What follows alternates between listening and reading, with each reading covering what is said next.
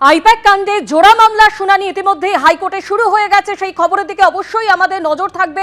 অন্যদিকে আপনারা জানেন যে আগামী 17ই জানুয়ারি রাজ্যে আসছেন প্রধানমন্ত্রী নরেন্দ্র মোদী।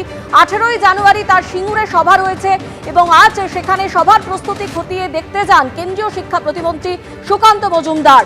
প্রধানমন্ত্রী সভার সামনের সারিতে থাকবেন সিঙ্গুরের কৃষকরা। সিঙ্গুরে ফেরাবই টাটাকে আশ্বাস দিয়েছেন সুকান্ত মজুমদার।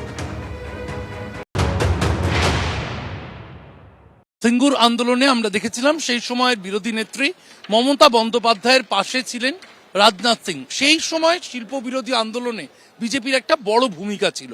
আজকের দিনে দাঁড়িয়ে বিজেপি যখন পশ্চিমবঙ্গে শিল্পায়নের আপনারা দাবি রাখছেন, সেই সময় কি মনে হচ্ছে সেই দিনের আন্দোলনের সঙ্গ দেওয়া ভুল ছিল?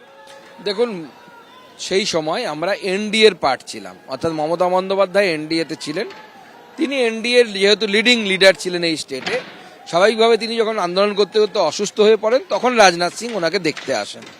তার সাথে আমাদের শিল্প ভাবনার কোনো মিল নেই। তার কারণ হচ্ছে এখান থেকে যখন টাটারা ফেরত গেলেন, তো আমাদের যদি সেই শিল্প ভাবনার যদি মিল থাকতো মমতা বন্দ্যোপাধ্যায়ের সাথে শিল্প ভাবনার, তাহলে পরে তো আমরা গুজরাটে তাকে ঢুকতে দিতাম না। আমরা কি করলাম, গুজরাটে তো বিজেপির সরকার ছিল, নরেন্দ্র মোদীর সরকার ছিল, উনি মুখ্যমন্ত্রী ছিলেন, তাকে আমরা নিয়ে গেলাম, টাটাকে নিয়ে গিয়ে সেখানে শিল্প স্থাপন হলো।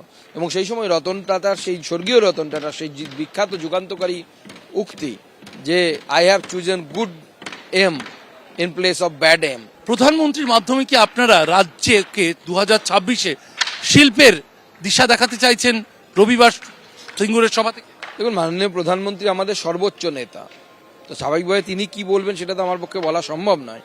কিন্তু আমরা শিল্পায়নে যাব, ভারতীয় জনতা পার্টির সরকার তৈরি হলে আমরা শিল্পায়নের জন্য ফুল ফ্লেজে যাব এবং সেখানে সিঙ্গুর দিয়েই আমরা প্রতীকীভাবে শুরু করব। কারণ এই যে গোটা বিশ্বের সামনে পশ্চিমবঙ্গের যে একটা নেগেটিভ চিত্র চলে গেছে যে পশ্চিমবঙ্গ শিল্প বিরোধী, পশ্চিমবঙ্গে এলে তোলাবাজি দিতে হয়, তোলা দিতে হয়।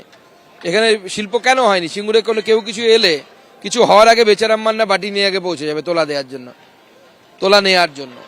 তো স্বাভাবিকভাবে এখানে হওয়া সম্ভব না। বিজেপির সরকার আসবে এবং বিজেপি এই তোলাবাজি সংস্কৃতিকে বন্ধ করে, যদি বিজেপির নেতাও কেউ তোলাবাজি করতে আসে তাকে জেলের ভেতরে ঢোকানোর কাজ বিজেপির সরকার করবে।